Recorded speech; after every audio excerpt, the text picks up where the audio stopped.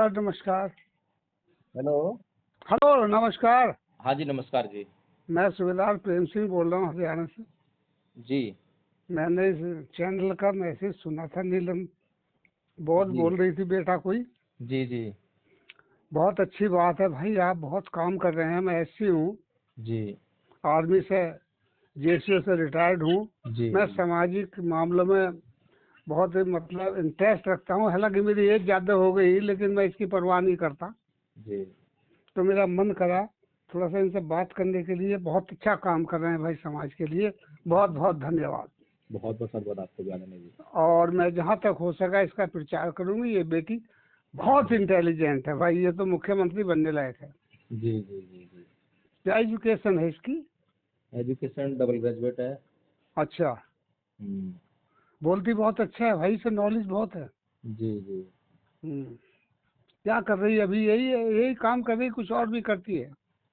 यही पत्रकारिता करती है, लोगों को जगाती है, कैडर दिखाती है और क्या करती है?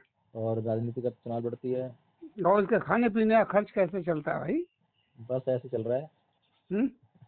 ऐसे चल जाता है इसका खर्च। कैसे चलता है? ऐसे तो पैसे लोग मतलब सब्सक्राइब करते हैं, चैनल को पैसे आते हैं। हाँ, थोड़े बहुत वहाँ से आते हैं, कुछ लोग दान कर देते हैं। तो भाई ये मतलब इसके फादर उधर क्या हैं? फादर नहीं है, और इसके हस्बैंड हैं। हस्बैंड क्या करते हैं? वो एडवोकेट हैं। बहुत बहुत बढ़िया भाई। कहाँ? दिल्ली में। अच्छा। हाँ। 30,000 ही? नहीं, वैसे वो भी मूवमेंट का ही काम करते हैं। बैठ अच्छा के तो अच्छा। खैर कहाँ टाइम मिल पाता उनको भी। क्या नाम है? एडवोकेट जय भीम प्रकाश। अच्छा, जय भीम प्रकाश है। जी। अरे यार, मैं नाम सुना है भाई उनका। जी। जी। जी। बड़ी अच्छी बात है। इस चैनल पे कुछ भेज दूं मैं तो इसी नंबर पे भेज सकता हूँ?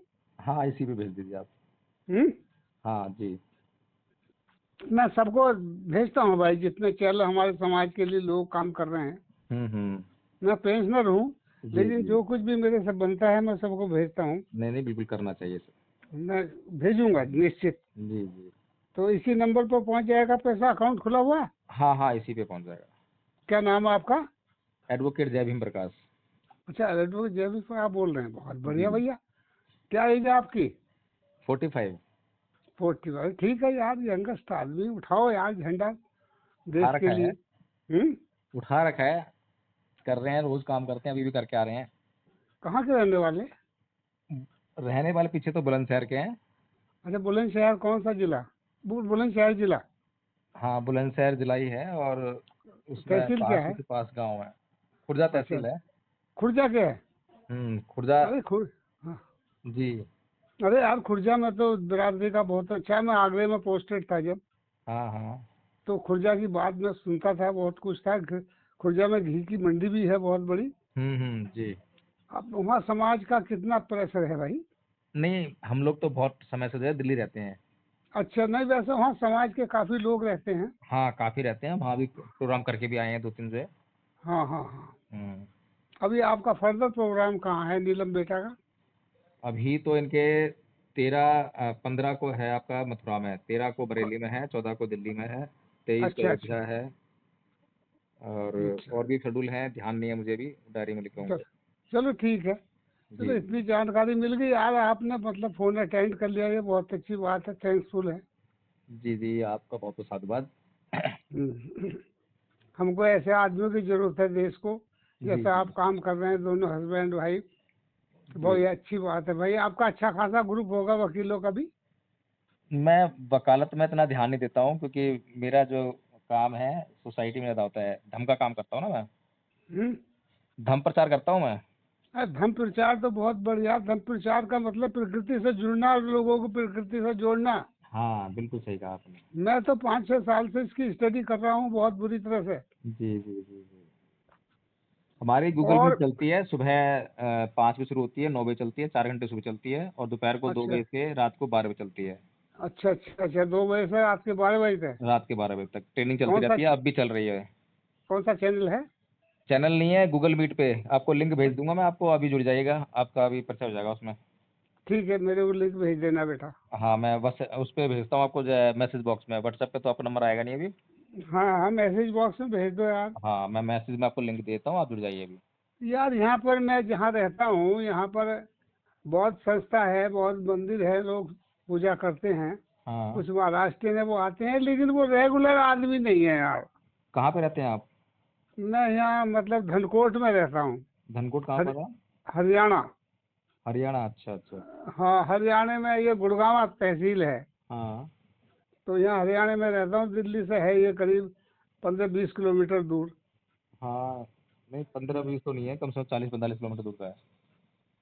ना 40-45 तो दूसरी दिल्ली से है, बाकी यहाँ से मतलब जो है बॉर्डर से दिल्ली होगा। शुरू हो जाए, पंद्रह हाँ पंद्रह हाँ, किलोमीटर के बाद दिल्ली शुरू हो जाता है। जी जी जी, बॉर्डर एरिया। पहले हम वहीं रहते थे दिल्ली में, यहाँ से शिफ्ट कर लिया हमने मकान। जी जी जी जी उसे बेच कर आ गए। जी। तो बच्चे उच्चे मेरे सब अच्छी सर्विस में हैं। हम्म। तो मैं तो बिल्कुल भाई निकट गांव का था। मेरे बाप तो अनपढ़ आदमी थे, उन्होंने मुझे मुश्किल से पढ़ा दिया था उस जमाने में। जी। तो मैं आर्मी में क्लर्क में भर्ती हो गया। मैंने बड़ी मेहनत की, अपने बच्चों को पढ़ाया। फिर मेरा बेटा जनरल मैनेजर से रिटायर हो गया, बहुत बढ़िया। इंडियन एयरलाइंस से। हम्म।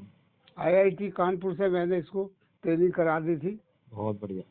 तो भैया मैं इस तरह से इस यह रहने काबिल हो गया, नहीं तो हम तो बहुत गरीब आदमी थे। देखो ये मध्यम वर्ग जो तैयार हुआ है, पहली स्टेज के लोग पढ़े लिखे थे। जी।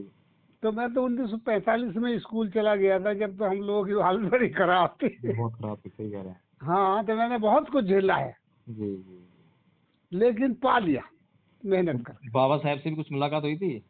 हैं? बाबा साहब से कुछ मुलाकात हुई थी, परिचय वगैरह कुछ? अरे यार, बाबा साहब से क्या मुलाकात हुई थी, मैं आपसे क्या बोलूं। जिस टाइम में मैं 9th क्लास में पढ़ता था, हम्म। साइंस का क्लास चल रहा था मेरा। अच्छा। तो 1956 की बात है, मैं 9th क्लास में पढ़ रहा था, साइंस का क्लास चल रहा था। तो एक ऐसा शर्मा था। हम्म।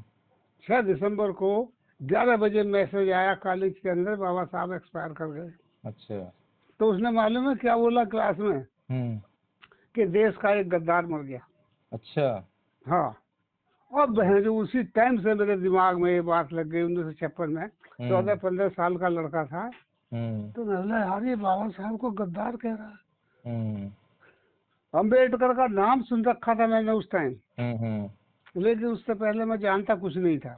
हम्म। तो यार गांव की पृष्ठभूमि में थे, कहीं डाकखाना नहीं थे, रेलवे स्टेशन नहीं थे, संसाधन नहीं थे। हम तो किसी तरह 7 किलोमीटर चल कर स्कूल में, इंटर कॉलेज में पहुंच गए थे किसी तरह। जी जी जी। पढ़ाई तो 10-10 किलोमीटर तक हमारी कास्ट के अंदर नहीं थी। हम्म।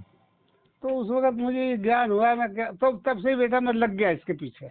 जी फिर इसके बाद मैंने पढ़ाई की, सिविल में नौकरी की, उसे रिजाइन करके मैं आर्मी में चला गया। जी जी। आर्मी में नौकरी करने का भी मेरा मकसद था, क्योंकि लोग जात पात की बात बहुत करते थे। मैंने सोचा कोई ऐसी नौकरी की जाए जिससे जो है, जिसमें हाथ में लठ हो और ताकत हो। जी। तो मैंने आर्मी में अप्लाई किया, वहाँ मेरा सिलेक्शन हो गया, मैं आर्मी में चला गया। तो आर्मी में जातिवाद था क्या? हैं? आर्मी में भी जातिवाद था? आर्मी में जातिवाद था। अच्छा। हाँ, कुछ लोग जातिवाद की बात करते थे, मजाक करते थे, मजाक उड़ाया करते थे। क्योंकि मैं वो तो जात खुल कर रहता था। मैं जहाँ भी जिस रेजिमेंट में पोस्टिंग जाता था, मैं क्लरिकल कैडर का था। जी जी। तो क्लरिकल में ही भर्ती हुआ था। उसमें क्लरिकल में हर यूनिट में 10-12 क्लर्क होते हैं, सिर्फ 1200-1500 की यूनिट में। जी। तो हमारी लाइन वाइन अलग होती थी, सेपरेट। अंग्रेजों के जमाने से क्लरिकल लाइन, सोना, अकोमोडेशन अलग होती थी। जी। तो उसमें सब जाति के लोग थे। मुझे तो 6-6 महीने तक कोई फ्रेंड नहीं मिलता था अपनी कास्ट का। तो मुझे आदमी नहीं मिलता 10-10 साल तक। तो लेकिन मैं बता देता था मैं कौन हूँ। जी। हाँ, तो वो हरियाणा के थे कुछ लोग, वो मेरी मजाक करते थे, ये चमार हैं, फलाना है, ढिमका है। जी। तो मैंने बाबा साहब को पढ़ रखा था शुरू से ही। 1968 में 67 में मैंने 35 किताब बाबा साहब की खरीद ली थी। शूद्र कौन और कैसे, जाति विच्छेदन, पूना पैक्ट, ये सब मैं पढ़ चुका था।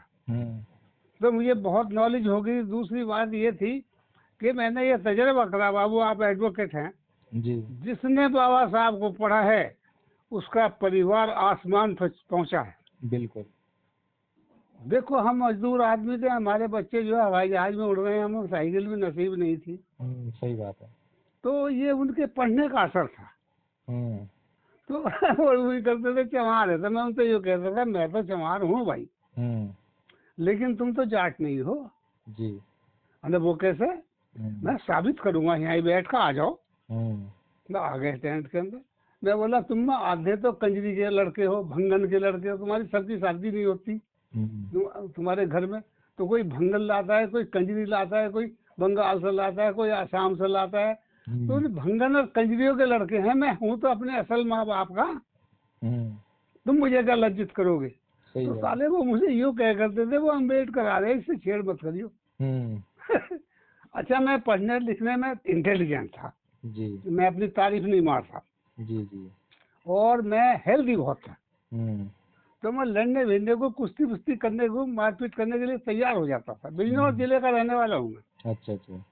हाँ, जब देश आजाद हुआ था तो हमारे जिले में सबसे पहली बार जो है कैबिनेट मिनिस्टर चौधरी जयधारी लाल बने थे, वो मेरे जिले के रहने वाले थे। अच्छा। तो हमारे जिले में ये शिक्षा का प्रचार एकदम बढ़ गया था। 1945 में मैं स्कूल चला गया था। तो हमारे जिले में मतलब जितने भी, मेरा जिला बिजनौर जो है, इसमें 18 IAS ऑफिसर थे अपनी कास्ट के, बहुत बढ़िया, और 22 PCS अफसर, और 36 डॉक्टर MBBS जी। और आर्मी में आदमी तो कम थे खैर। तो हम लोगों को ऐसा मतलब जलवा था हम लोगों का अपने जिले में, लेकिन फिर भी देखो जातीय तो बेइज्जती थी साहब। जी जी। क्योंकि सबसे बड़ी बात यह थी हमारे पास जमीन नहीं थी, मजदूर थे हम सब। जी जी। देखो मैं तुम्हें क्या बताऊं, मैं जब 9th क्लास में हाई स्कूल में पढ़ता था, जो लड़के मेरे साथ जाटों के पढ़ते, उन्हीं के खेतों में मुझे मजदूरी करनी पड़ती दिन में, और उनके साथ फिर स्कूल में जाना पड़ता था। तो ये मतलब मॉरल डाउन होता था। लेकिन मैंने बाबा साहब को पढ़ रखा, इन सब चीज़ों से पीछे नहीं हटना चाहिए। ठीक बात। तो मैंने ये बताई 4 शब्दों में अपनी बात, आपको शायद अच्छा लग रहा है। जी जी, बिल्कुल बिल्कुल, बहुत बढ़िया। तो ये है, मुझे मतलब यही कहना है कि जो कुछ भी हो रहा है, जहाँ भी मारपीट है, इज्जत है, अभी आज जहाँ खबर आती है कहीं इसका लड़के का मर्डर हो गया, किसी का मर्डर हो गया, मालूम है मैं क्या कहता हूँ, मैं अफसोस नहीं करता इस बात को कि वो मार दिया किसी ने। मैं ये कहता हूँ इस तरह की जब तक कुर्बानी नहीं होगी तब तक आप ऊपर उठ नहीं सकते। जो जो जाति मरना नहीं जानती वो जीना नहीं जानती वकील साहब। जी जी, बिल्कुल बिल्कुल, हैं? सही कह रहे हैं। जो आदमी कुर्बानी नहीं दे सकती वो शासन क्या कर सकती है। ठीक बात है। जो नेता जेल जाने को तैयार नहीं होता, वो आदमी वो लोगों को फायदा क्या दे सकता है। बिल्कुल ठीक बात है। आर्मी एक ऐसी संस्था है जिसमें रोजाना मरना पड़ता है, रोजाना जीना पड़ता है। जैसे लड़ाई के दौरान मैंने संधिखत में बांग्लादेश का वार में काम किया है, तो मैं जानता हूँ कि जब आदमी मरने के बाद ही, मरने के निकट पहुँचने के बाद ही जीवन को सीखता है। सही बात। तो बड़ी अच्छी बात हुई यार, आपसे मिलकर बड़ी खुशी हुई। मैं हेल्प करूंगा भाई चैनल मैं की। आपको लिंक दे रहा हूँ मैसेज बॉक्स में, आप अभी मीटिंग ज्वाइन कर लीजिए और उनसे पूछिए कि भाई वो क्या कर रहे हैं। ठीक है, हाँ, पूरी जानकारी लीजिए उसमें जो है। तो थैंक यू। मैंने एक्सक्यूज मी, मैंने आपका 5-10 मिनट टाइम खराब करा। नहीं नहीं, कोई बात नहीं, टाइम आपके लिए है, और मिशनरी जब मिलते हैं तो अच्छा लगता है बहुत। हाँ जी ठीक है। नहीं, मेरा कहने का मतलब है इस तरह से प्रचार होना चाहिए। जैसे नीलम बोल रही थी, मैं उसकी बात सुनकर बड़ा प्रसन्न हुआ। मैं बोला यार मौका दे के इससे बात करके देखूं। जी जी जी, बहुत। मैं प्रोफेसर रतन लाल से भी बातचीत करता हूँ, मैं और बहुत आदमियों से बातचीत करता हूँ। जी जी जी। लेकिन मेरी उम्र ज्यादा हो गई, अब मैं कहीं मूवमेंट करने में दिक्कत आती है। मेरी 84 साल की एज हो गई।